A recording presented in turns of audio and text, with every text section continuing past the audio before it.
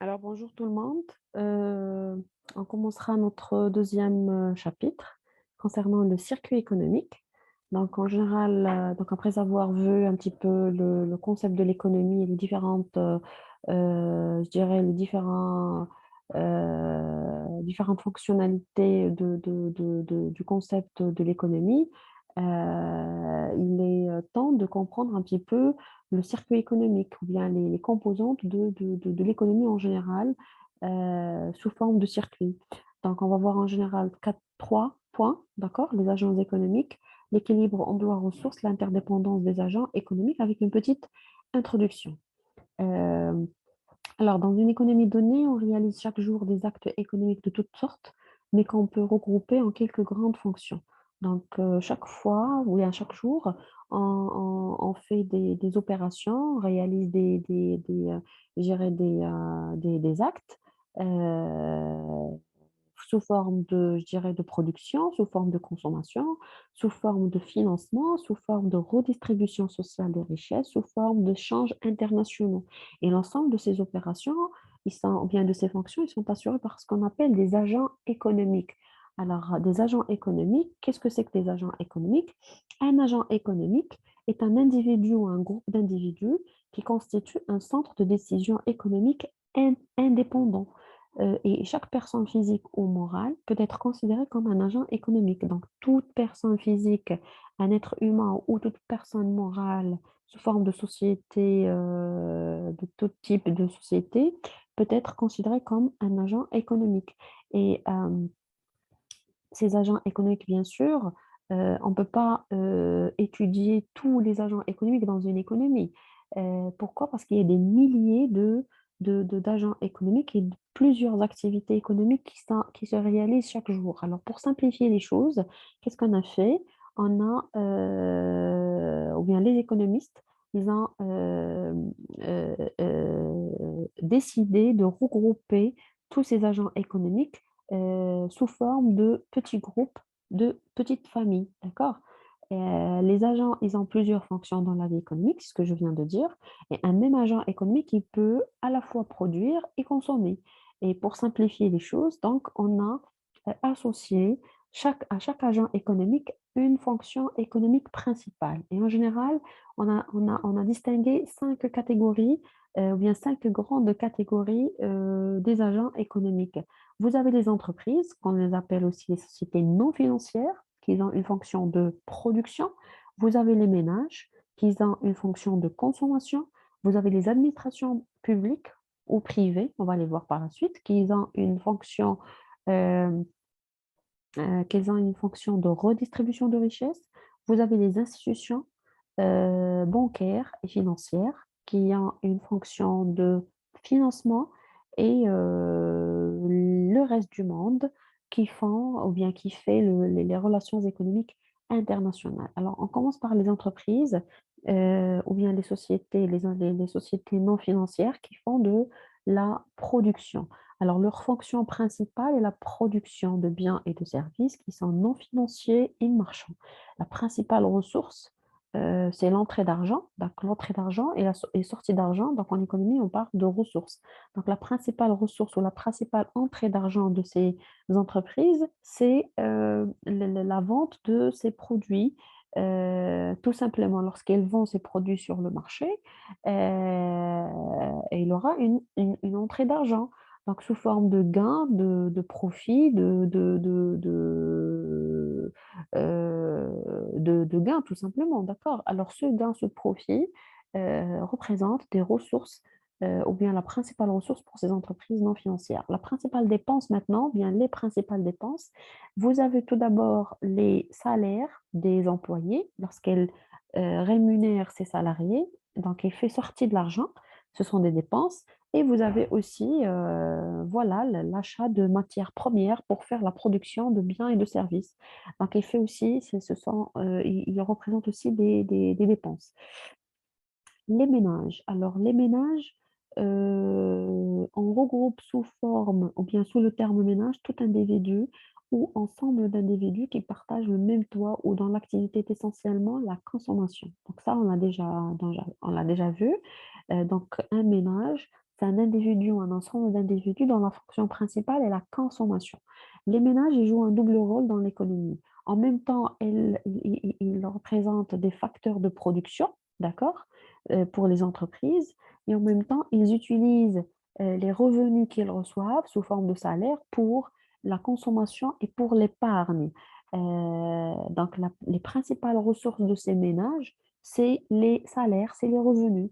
Et les principales sorties d'argent, bien les principales dépenses, vous avez la consommation et vous avez l'épargne. Vous avez deux principales dépenses, c'est la consommation et l'épargne. Les administrations maintenant. Alors, ce sont des institutions ou organisations qui rendent des services qui sont non lucratifs ou qui agissent sur la répartition des richesses. D'accord? Et on peut distinguer deux types d'administrations, publiques et privées.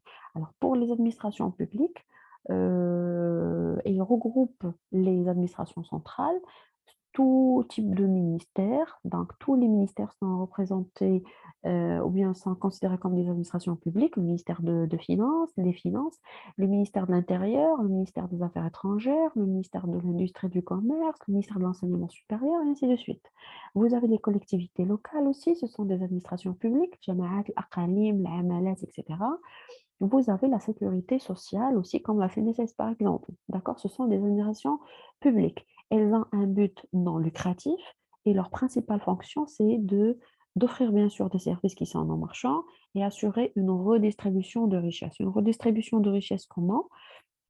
À travers des entrées et des sorties d'argent. Principale entrée d'argent ou bien les principales ressources des administrations publiques, c'est les prélèvements obligatoires. Les prélèvements obligatoires sous forme d'impôts, sous forme de taxes pour l'État et les collectivités locales ou les cotisations sociales pour les organismes de sécurité sociale. Si je prends le cas de l'AMO, l'assurance maladie obligatoire, là, c'est un prélèvement obligatoire qu'on paye chaque mois pour profiter et bénéficier de la sécurité sociale. Les principales dépenses des administrations publiques sont la rémunération des fonctionnaires, parce que dans l'administration publique, on trouve aussi ce qu'on appelle des fonctionnaires. Ce ne sont pas des salariés, mais ce sont des fonctionnaires. Les fonctionnaires ils doivent être payés à la fin de chaque mois et il faut les rémunérer. Donc ça, c'est une sortie, c'est une dépense pour les administrations publiques. Vous avez la rémunération des fonctionnaires, vous avez aussi ce qu'on appelle le financement des dépenses publiques. Donc, tout type de financement public, c'est une dépense, ou bien ce sont des dépenses principales pour l'administration publique. Alors, les administrations privées, on peut les appeler aussi les institutions sans but lucratif ou les institutions sans but lucratif ou de service des ménages. Elles regroupent les syndicats, les associations, les partis politiques, etc. D'accord? Les principales ressources de ces administrations privées, c'est les cotisations de ces adhérents eux-mêmes. Donc, quand vous faites partie d'une association, par exemple, une association privée, bien sûr. Quand vous faites partie de cette association, on vous demande de payer un prix, une petite somme d'argent pour adhérer, pour faire partie de cette association. Et avec cette petite cotisation, on fait marcher les choses, d'accord? Donc, vous payez une petite somme d'argent, une petite cotisation. Moi, je fais la même chose, l'autre, et ainsi de suite. Et la somme de tous les adhérents représente une ressource pour cette administration ou bien cette association. Alors, les sorties d'argent, maintenant, les principales dépenses, c'est la gestion courante. Qu'est-ce qu'il va faire avec cet argent? L'association, lorsqu'elle reçoit de ses adhérents ses cotisations, qu'est-ce qu'elle va faire en contrepartie? Est-ce qu'elle va faire des actions de formation, des actions, je ne sais pas, de bénévolat, ça dépend de l'activité, de l'objectif de cette association, et ainsi de suite. Alors, les administrations financières maintenant. Pour les administrations financières, ce sont des organisations qui produisent des services financiers et d'assurance. Donc, elles assurent le financement de l'économie et on peut regrouper essentiellement les banques. La banque centrale, c'est la Banque Maghreb, par exemple, ici au Maroc.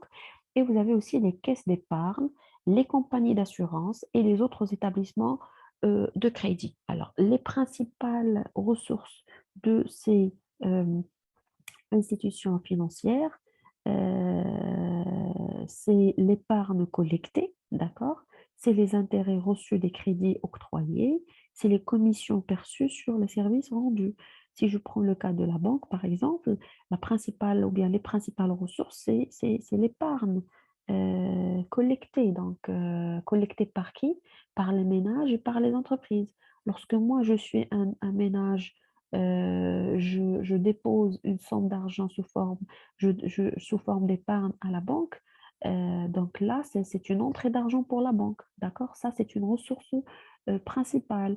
Vous avez les crédits octroyés. Lorsque je prends un crédit auprès de la banque, elle va me taxer par ce qu'on appelle des intérêts. Je dois payer des intérêts en contrepartie.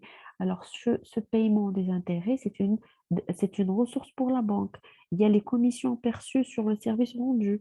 Lorsque je paye par chèque, il y a un prélèvement auprès de mon compte. Donc, cette opération, il n'est pas faite gratuitement. Lorsque je retire de l'argent auprès du GAB, euh, ça se paye, donc je paye pour cette opération. Lorsque je fais un virement, par exemple, d'un compte, depuis mon compte ou à un autre compte, ça, c'est un service que je dois payer à la banque. Donc ça, c'est une ressource pour la banque. Chaque trimestre ou chaque semestre ou chaque année, il y a un montant qui se prélève de la gestion du compte en général. Ou bien normalement, en général, c'est annuel. Donc là, c'est une ressource pour la banque, et ainsi de suite. D'accord? Toute opération, c'est une entrée d'argent pour la banque. Alors, les sorties d'argent, ou bien les dépenses, les principales dépenses pour les banques, ou bien les sociétés ou les institutions financières en général, c'est les crédits accordés. Pourquoi? Parce que les crédits accordés, les intérêts versés sur l'épargne aussi. Euh, la banque aussi, elle prend des crédits, hein, elle prend des crédits, et en contrepartie, elle paye euh, des intérêts sur ça. Et vous avez les intérêts versés sur l'épargne. Moi, quand je dépose une somme d'argent sous forme d'épargne, alors chaque période, normalement c'est annuel, on me verse une somme d'argent. C'est le taux d'intérêt, voilà, ou bien les intérêts versés sur ce qu'on appelle les intérêts versés sur l'épargne, et ainsi de suite. Dernière catégorie d'agents économiques, c'est le reste du monde. Le reste du monde, ce n'est pas un véritable secteur, mais c'est un agent économique fictif, d'accord, qui regroupe tous les agents qui ne résident pas avec les agents économiques résidents. Je m'explique. Tous les agents qu'on a vus jusqu'à présent, les ménages, les administrations publiques, les institutions financières, les institutions non financières, c'est-à-dire les entreprises, sont des agents qui sont réels, qui résident au niveau national. Si je prends le cas du Maroc, ils résident au niveau du Maroc. D'accord? Le reste du monde, c'est tous les agents qui se retrouvent à l'extérieur du Maroc au niveau international. Les principales opérations de cet agent économique, c'est les exportations, les opérations d'exportation, les opérations d'importation de marchandises, les mouvements de capitaux, entrée et sortie de devises, et ainsi de suite. Là, c'est un tableau récapitulatif, hein, un petit peu, de tout ce qu'on vient de dire. Vous avez l'agent économique, vous avez la fonction principale, vous avez les ressources principales. Donc, j'ai gardé juste les ressources principales, c'est-à-dire les entrées d'argent. Vous avez les sociétés non financières. La principale fonction, c'est la production de biens et services marchands. Et les principales ressources, c'est la vente des produits de biens et de services. Les sociétés financières, principale fonction, c'est le financement, c'est l'assurance. Et les principales ressources, c'est les fonds qui viennent ou bien qui proviennent de l'épargne. C'est aussi les primes, hein. Vous avez les administrations publiques, principale fonction, c'est la production de biens et services non marchands et aussi les opérations de redistribution de richesses. Principales ressources, c'est les impôts, les taxes et les cotisations. Les administrations privées, on les appelle aussi les institutions sans but lucratif au service des ménages. Leur principale fonction, c'est la production de biens et services non marchands. Et c'est-à-dire, quelles sont les principales ressources? C'est Je dirais c'est les contributions volontaires et c'est les dons, les subventions. Les ménages, la fonction principale, c'est la consommation. Les ressources principales, c'est les salaires, c'est les revenus de transfert, c'est les revenus du patrimoine et ainsi de suite. Le reste du monde, la fonction principale, c'est les opérations entre les agents résidents et les agents non résidents. Et bien sûr, les ressources principales, bon, ça dépend de l'opération, import-export, transfert d'argent, etc., etc. Alors, on a vu l'ensemble de ces agents économiques. Il faut maintenant comprendre la relation entre ces agents économiques parce que pour garder l'équilibre sur le marché, il y a un certain nombre d'opérations je dirais qu'il faut respecter pour garder ce qu'on appelle cet équilibre du marché. Et cet équilibre, il est gardé en termes d'emploi de ressources. Si vous allez je pense vous allez le voir au niveau de la comptabilité, si vous aurez le cours de comptabilité. La première des choses, que vous allez faire, c'est d'avoir un tableau avec 2 entrées. Emploi ressources, parce que c'est ça la règle générale de la comptabilité. Vous avez des entrées d'argent en contrepartie des sorties d'argent. C'est la règle générale, d'accord? Emploi, ressources, crédit, débit. Alors pour chaque agent économique, la confrontation pardon, de ces emplois et ces ressources donne soit une capacité de financement, soit une capacité, plutôt un besoin de financement. Donc ça dépend de l'opération, d'accord? Euh, Soit un besoin, soit une capacité de financement. Je commencerai par les ménages pour comprendre un petit peu cet équilibre entre emploi et ressources. Pardon. Alors, je reviens. Alors, pour les ménages, ils emploient leur argent, c'est-à-dire les sorties d'argent, pour consommer, pour épargner sous forme de dépôt, sous forme de placement auprès des banques, par exemple, pour payer des impôts et des taxes auprès des administrations publiques. Ils emploient leur argent pour investir, peut-être, dans des projets, pour payer des cotisations sociales sous forme d'assurance maladie, par exemple, pour payer des intérêts débiteurs pour les institutions financières, et ainsi de suite. D'accord? Euh, pour les ressources, c'est-à-dire les entrées d'argent, ils ont leurs revenus sous forme de salaire, ils ont les prestations sociales, peut-être le remboursement de la mutuelle, par exemple. Vous avez les crédits, les crédits, c'est-à-dire ils se payent sous forme d'intérêts créditeurs, d'accord?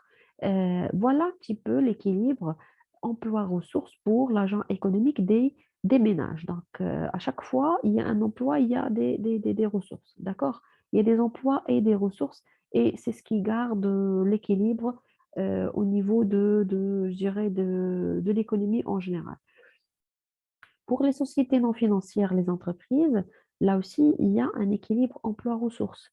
Pour les emplois, donc les entreprises, elles emploient son argent pour payer les salariés, les employés sous forme de salaire, pour investir, d'accord, pour payer les impôts et taxes de l'État, pour les cotisations sociales, pour placer des crédits peut-être auprès des banques ou là auprès des actions, par exemple, si je prends les actions, on va les voir par la suite, les actions au niveau de la bourse, pour payer des intérêts débiteurs, pour les dividendes, les profits des actions, etc. D'accord?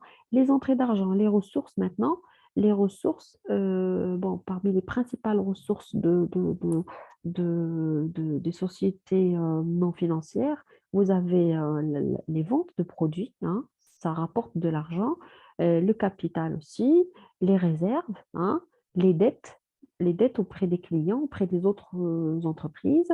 Vous avez les subventions de l'État, les subventions qui sont données par les administrations publiques en général. Par exemple, au niveau du Maroc, lorsque vous créez une entreprise, avec telle ou telle activité, avec tel ou tel capital, avec tel ou tel nombre d'employés, l'État peut vous donner des subventions, des aides financières sous forme d'exonération, d'accord? Pendant 5 ans, les 5 premières années, vous ne payez pas d'impôts.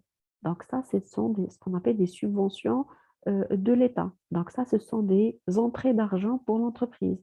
Les intérêts créditeurs aussi, lorsqu'elles placent des crédits, lorsqu'elles placent des épargnes, plutôt des SMICO, elles reçoivent ce qu'on appelle des intérêts créditeurs. Les administrations publiques maintenant. Les administrations publiques, ils ont aussi cet équilibre d'emploi-ressources. Donc, emploi, vous avez les traitements, c'est les salaires des fonctionnaires. Vous avez les prestations sociales, d'accord? C'est les sorties d'argent. Les prestations sociales, c'est les mutuelles qu'elles nous payent. La consommation publique, les investissements publics. Les investissements publics, je parle je ne sais pas, je parle des autoroutes, je parle je parle des investissements de, de- donc tout type d'investissement public, hein. Les intérêts sur les dettes, les subventions accordées. Si vous avez fait la remarque ici, les subventions accordées par les administrations publiques, il y en a, ils sont dans la colonne des emplois. Ce sont des sorties, parce que c'est les administrations publiques qui les donnent. Mais si on revient aux entreprises, ici, les subventions, ils sont là, ils sont les ressources. D'accord? Parce que les subventions pour les entreprises, ce sont des entrées d'argent. D'accord? Mais les entrées d'argent qui viennent d'où? Qui viennent des administrations publiques. Donc, pour l'administration publique, ils sont des sorties d'argent. Donc, vous voyez ici là, un petit peu la relation entre emploi et ressources pour chaque agent économique. Il y a des relations, il y a des relations entre tous les agents économiques. Vous avez les dons accordés aussi. Alors, pour les ressources, donc, je suis en train de répéter ce qu'on vient d'expliquer tout à l'heure, hein. Les ressources, vous avez les entrées d'argent sous forme d'impôts aux taxes payées par les ménages, payées par les entreprises, etc. Vous avez les ressources non fiscales, vous avez les cotisations sociales, les dettes publiques, les dons, les intérêts sur prêts, etc. Les institutions financières maintenant, la même chose, hein, la banque aussi a un tableau d'emploi et de ressources auquel on doit garder cet équilibre. Vous avez la consommation intermédiaire pour les emplois, d'accord? Vous avez les intérêts versés, vous avez les investissements, les impôts et taxes. La banque aussi paye des impôts et des taxes. Il paye aussi des crédits, il paye des cotisations sociales pour leurs salariés, les dividendes, aussi sous forme d'actions, profits, etc. Pour les ressources, donc les entrées d'argent d'augmentation du capital, les intérêts reçus, les dépôts et les placements des ménages ou des autres sociétés, les subventions aussi de l'État, d'accord? Parce que les banques aussi profitent des subventions étatiques. Donc, si vous avez fait la remarque, tous ces agents économiques, ils sont liés. Donc, il y a une forte relation entre ces agents économiques, les uns avec les autres. Par exemple, les ménages, ils ont des relations avec d'autres agents économiques comme les entreprises, les banques, les administrations. Ces agents eux-mêmes sont en relation réciproque. Et là, je donne des exemples. Les ménages travaillent pour les entreprises. Donc, les ménages, ils reçoivent, bon, ils travaillent pour les entreprises, ils reçoivent en contrepartie des salaires. Ils travaillent pour l'État, ils reçoivent en contrepartie aussi une rémunération, un salaire. Et perçoivent voilà, un salaire en contrepartie. D'accord? Les ménages, ils achètent des biens et des services auprès des entreprises. Donc, il y a une relation. Les ménages, ils versent des impôts et des cotisations sociales aux administrations publiques. D'accord? Et ils reçoivent des prestations sociales et services non marchands. Donc, il y a une relation. Donc, les ménages, ils ont une relation avec l'entreprise, puisqu'ils travaillent pour l'entreprise ou bien pour l'État. Ils reçoivent en contrepartie un salaire. Ils achètent des biens et services auprès des entreprises. Ils versent aussi des impôts pour l'État et des cotisations sociales aux administrations publiques en général. Et en contrepartie, qu'est-ce qu'ils font? Ils reçoivent des prestations sociales, l'assurance par exemple, la mutuelle en général, et les services non marchands. D'autres exemples, les entreprises, ils versent des impôts et des cotisations sociales aux administrations publiques. Et en contrepartie, ils reçoivent des services non marchands et des subventions auprès de l'État. Euh, les agents économiques, d'une manière générale, ils empruntent auprès des sociétés financières, d'accord, et placent leur épargne. Donc là, c'est une contrepartie. Tout agent économique, que ce soit des ménages, des entreprises, des administrations publiques, etc., qu'est-ce qu'ils font? Ils empruntent auprès des sociétés financières et prennent de l'argent auprès des banques ou là, des sociétés financières. En contrepartie, ils placent leur épargne, ils font de l'épargne auprès de ces sociétés. Dernier exemple, les agents économiques résidents entretient des relations avec le reste du monde, sous forme d'exportation, importation, opérations financières et ainsi de suite. Vous avez des entreprises qui font de l'exportation avec d'autres entreprises dans le reste du monde. Vous avez des ménages qui envoient de l'argent depuis le Maroc ou là vers le Maroc avec le reste du monde. Je parle de l'Europe, la France, l'Italie, l'Espagne, etc.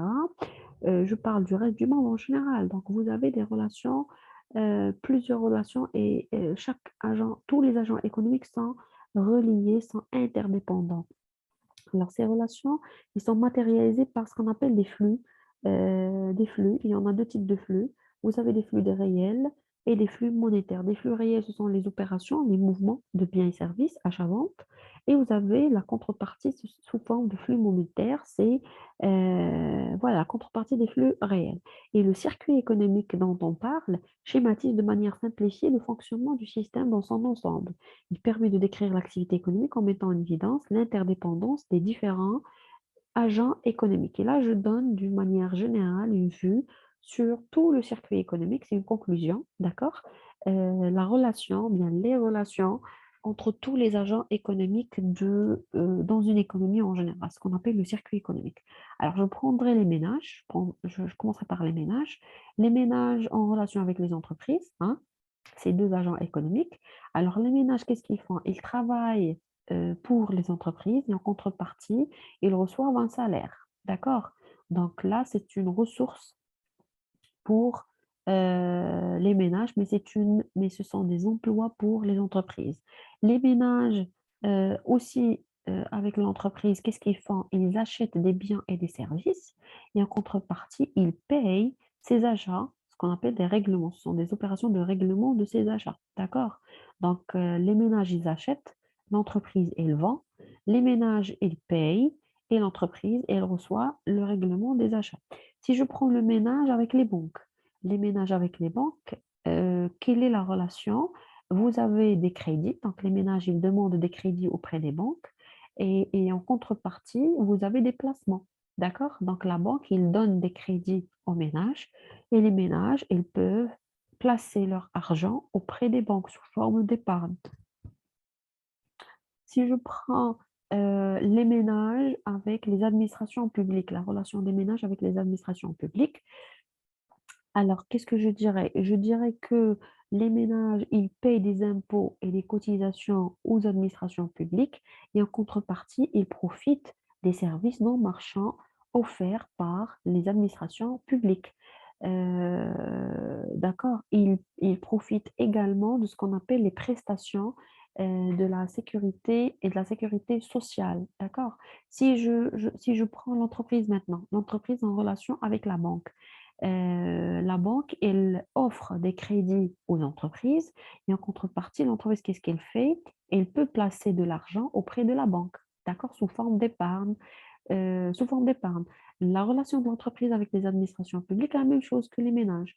Donc, l'entreprise, elle paye des impôts et des cotisations pour les administrations publiques et en contrepartie, elle profite, elle bénéficie des services non marchands offerts par les administrations publiques. D'accord? Qu'est-ce qui nous reste?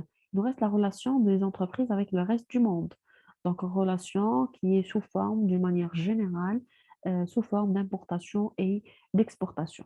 Et comme ça, on a terminé ce deuxième chapitre concernant le circuit économique avec toutes les catégories des agents économiques. Sur ce, je vous remercie pour votre attention.